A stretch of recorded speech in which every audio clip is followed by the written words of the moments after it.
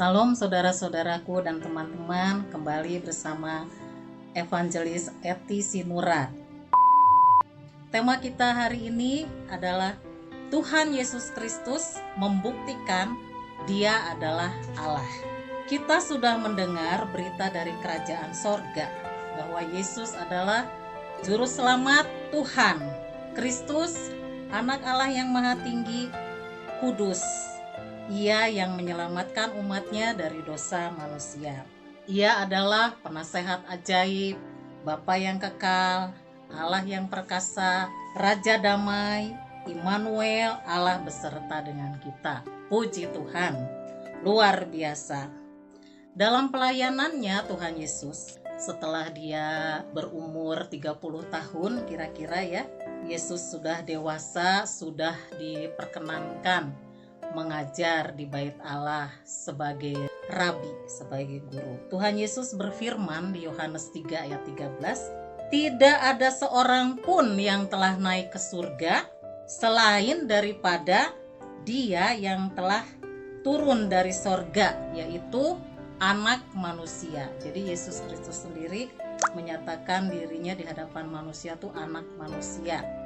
Yohanes 8 ayat 23, Ia berkata pada mereka, "Kamu berasal dari bumi, dari bawah. Aku dari atas. Kamu dari dunia ini, aku bukan dari dunia ini." Puji Tuhan. Jadi ini Tuhan Yesus sendiri ya yang mengatakan. Wahyu 1 ayat 8, ia juga berkata, "Aku adalah Alfa dan Omega, firman Tuhan Allah, yang ada, yang sudah ada, dan yang akan datang, yang maha kuasa." Puji Tuhan. Yang Alfa dan Omega, artinya yang awal dan yang akhir. Tuhan Yesus juga firman Tuhan, yang ada, sudah ada, yang akan datang. Jadi dari kekekalan masa lampau sampai kekekalan masa yang akan datang, selama-lamanya. Lalu Yesus juga mengajar, Yohanes 8 ayat 12, "Akulah terang dunia." Yohanes 11 ayat 25, "Akulah kebangkitan dan hidup." Yohanes 14 ayat 6, "Akulah jalan, kebenaran, dan hidup." Yohanes 10 ayat 11, "Akulah gembala yang baik." Yohanes 6 ayat 35, "Akulah roti hidup."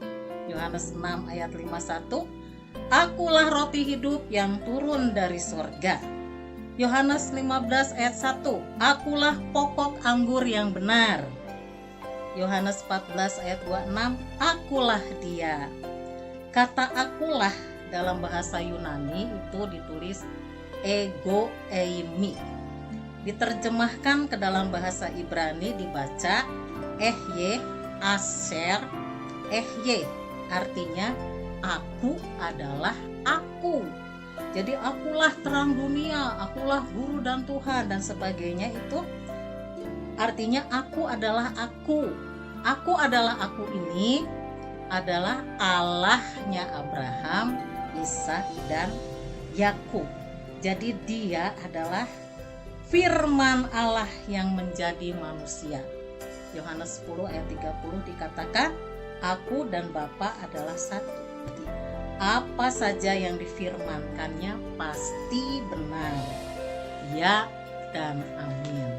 Itulah ya, sewaktu Yesus Kristus hidup di muka bumi ini, dia menyatakan dirinya bahwa dia itu Allah sendiri yang datang menjadi manusia.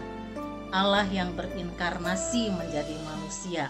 Karena begitu besarnya kasih akan dunia ini, sehingga ia telah mengaruniakan anaknya yang tunggal, yaitu Yesus Kristus, supaya setiap orang yang percaya kepadanya tidak binasa, melainkan beroleh hidup yang kekal. Ketika murid-muridnya berkumpul di Bukit Zaitun ya, tempat di mana Tuhan Yesus terangkat ke sorga, murid-muridnya itu menyembah Dia. Tetapi ada beberapa orang yang masih ragu-ragu. Lalu Yesus mendekati mereka dan Yesus berkata, "Kepadaku telah dikaruniakan segala kuasa di sorga dan di bumi kepada orang yang ragu-ragu itu. Jadi orang yang ragu-ragu ini pun merasa diteguhkan ya. Oh ya benar, Yesus yang aku ikutin selama ini di muka bumi itu benar, dia adalah Allah Abraham, Ishak dan Yakub. Ada juga orang yang tidak percaya. Kepada orang yang tidak percaya, Tuhan Yesus berfirman di Yohanes 8 ayat 24, "Karena itu tadi aku berkata kepadamu bahwa kamu akan mati dalam dosamu, sebab jikalau kamu tidak percaya bahwa akulah dia, kamu akan mati dalam dosamu." Oh Tuhan Yesus, ini sangat serius ya saudara-saudaraku.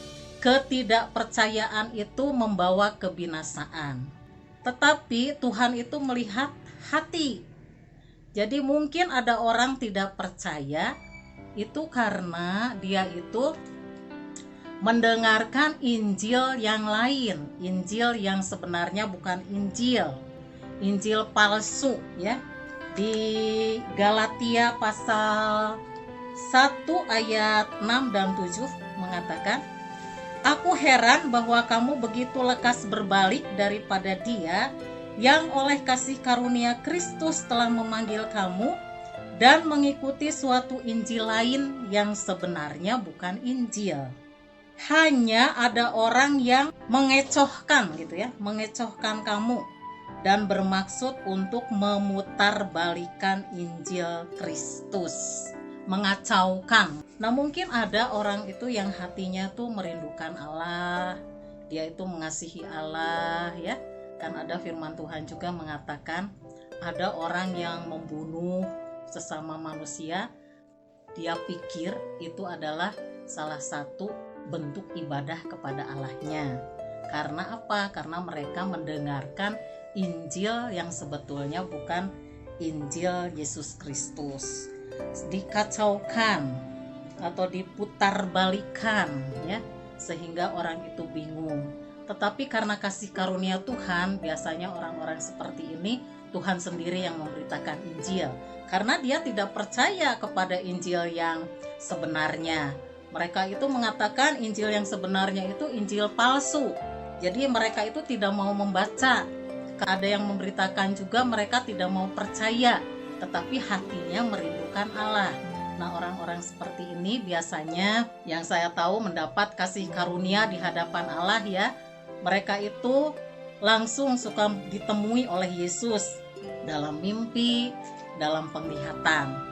Sekarang banyak ya di negeri kita juga, di Timur Tengah, di mana-mana di seluruh dunia ini, orang-orang yang tidak percaya kepada Tuhan Yesus menjadi percaya lewat mimpi-mimpi, penglihatan-penglihatan ya, selain daripada mendengarkan Injil dari orang-orang yang sudah percaya Tuhan Yesus. Puji Tuhan. Ada yang orang tidak percaya, betul-betul tidak percaya, bahkan sengaja tidak mau percaya walaupun sudah mendengar, walaupun dia sudah melihat ya banyak mujizat di sekelilingnya. Nah Tuhan Yesus berkata orang-orang ini akan mati dalam dosanya sendiri, jadi binasa.